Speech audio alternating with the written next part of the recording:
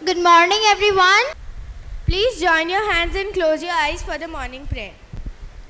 Where the mind is without fear and the head is held high, where knowledge is free, where the world has not been broken up into fragments.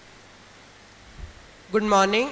I, Anvesh Kumar Sarangi, And I'm Shivangi Vikas Mishra, today to present before you a PPT on our future, Earth 2050. In this presentation, we are going to talk about the major scientific advancements that are most probably going to occur in the next 3.5 decades. till today, artificial intelligence has been seen in basic forms around the world, such as IBM's question answering machine, Watson, Assistant, etc. But in our future world, artificial intelligence will become a reality and a major part of this world.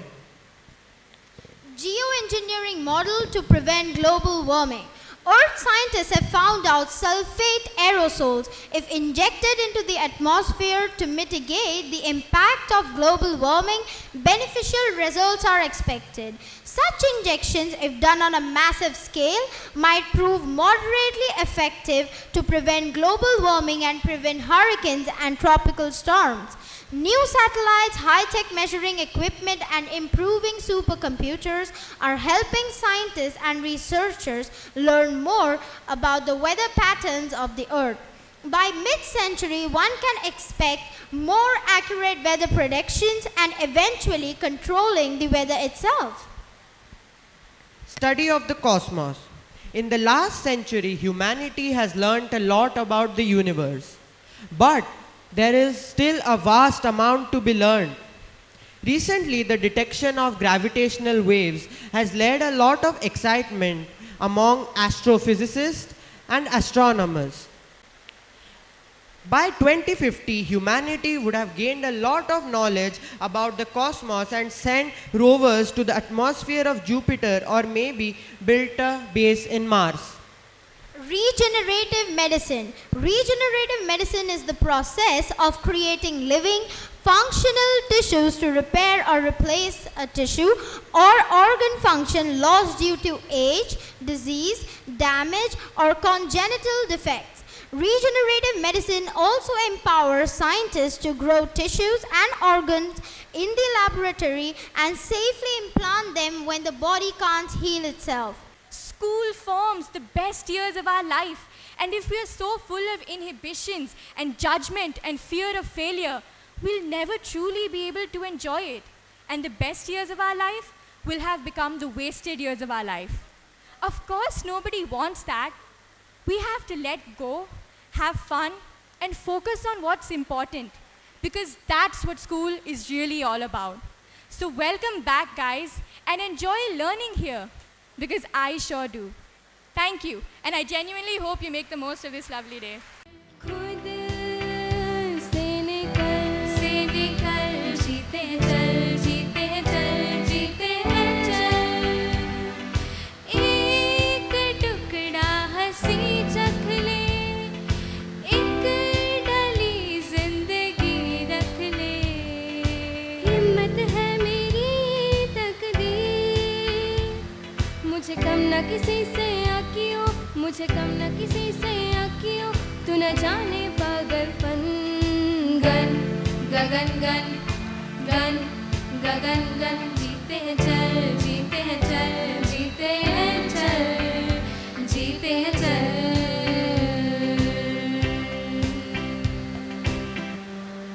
Place.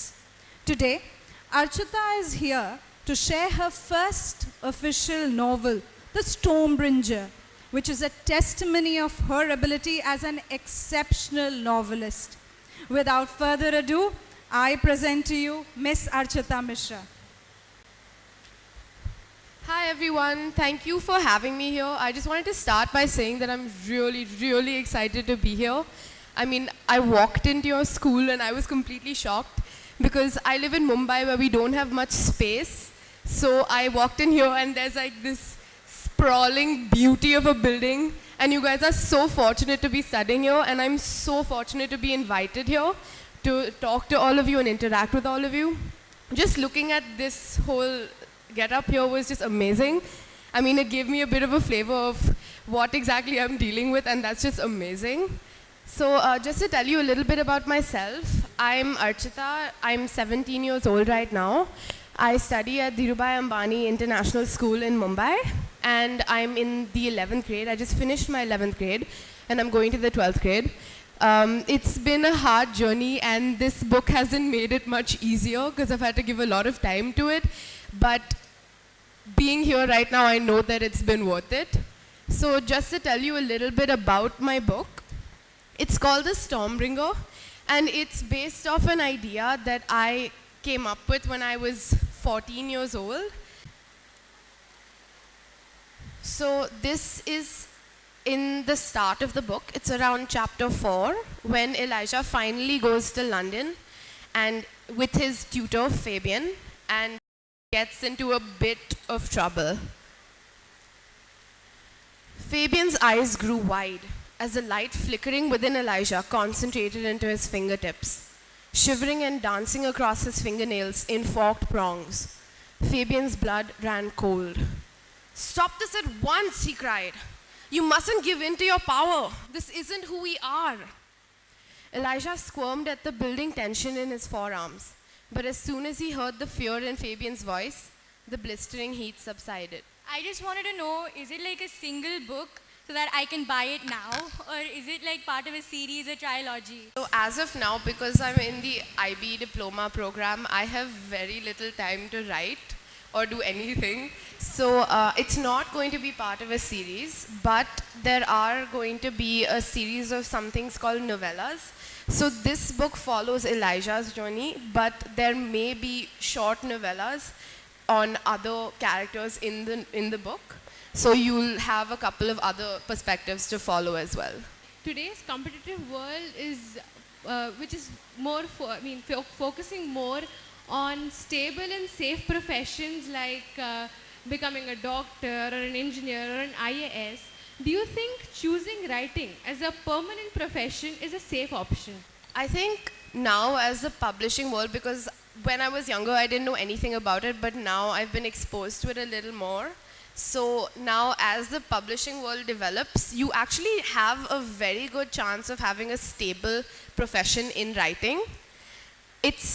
People think that the lack of stability is because you won't find somebody for your publishing deal, but that's actually not the truth.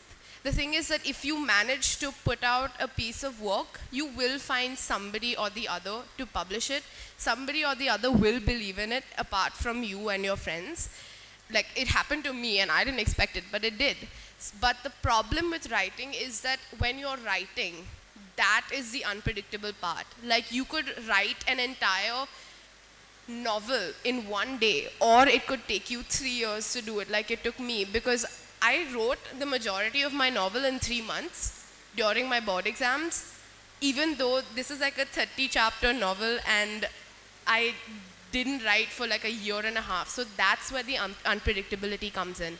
But now I'm sure you've heard of authors where if one of their books does well, they immediately sign on for one series and a sub-series and a sequel and a prequel. So it always works out. So I think that the attitude that writing is not a stable profession shouldn't be one that should be around. I mean, sadly, it is one that has prevailed for a very long time. But if you're looking at it from a profession perspective, look at it in terms of, will I want to do this for the rest of my life, and not, will I be able to sustain myself with this? Because if you manage to do it for the rest of your life, then you will find a way of sustaining yourself. Thank you. I now humbly request our principal sir to please come forward and address the students. Thank you, Archita. I think it has been a great honor for us, and it's a great experience for our children also to have shared this particular experience of yours. And I think they'll definitely get energized by this and would love to become future writers. And that's a good thing that you have shown to them. And I would like to thank the students who put up the assembly today, class 9 and some students of class 8. So that was a good work done. And before we close, I would just like to tell you one short story which just came up to my mind because I had read it long back, but it does give a lot of sense to what is happening.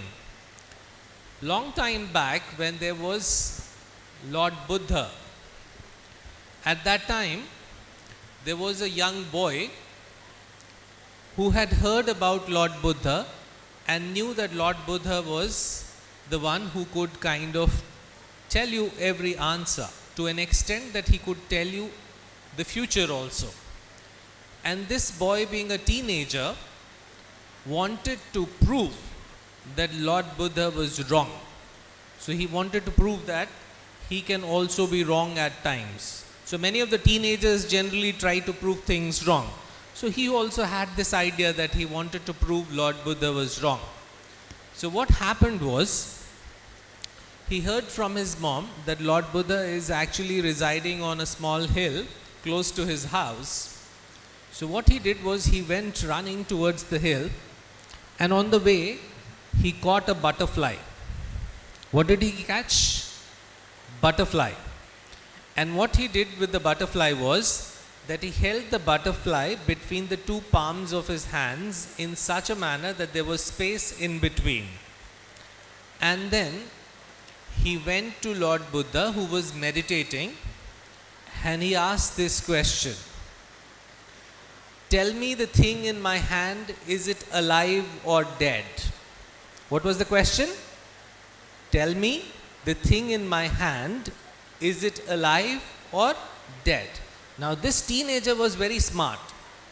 He knew that if Lord Buddha would say that it is alive, then he would crush it and open his hand, and the butterfly would die. And if he said it was dead, then he would gently open up his palms and show that the butterfly was alive. So now what happened was, Lord Buddha was supposed to answer this question. You all understood the question? So first, Lord Buddha did not open his eyes. So he repeated his question. Then he opened up his eyes and saw this young boy and heard his question once again. And then Lord Buddha answered. And you know what his answers was? His answer was, my dear son, the answer to your question lies in your hand. His answer was what? The answer to your question lies in your hand. You are the one who makes the destiny, and you are the one who has to answer your own question. If you say alive, it is yours. If you say dead, it is also yours. But why I told you this story was because a lot of us have these questions. Today when we have heard Archita here, I think we also have a question about ourselves, where we are going. She has done such an amazing work of becoming a writer, and at such a young age. And you all also need to do something about your lives. So what you are going to do and what you are going to decide about your lives will depend upon your own questions and your own ability to answer your questions, because the answer lies in your hand. Got it? Thank you so much, and I would like all of you to give one big round of applause to Archita once again.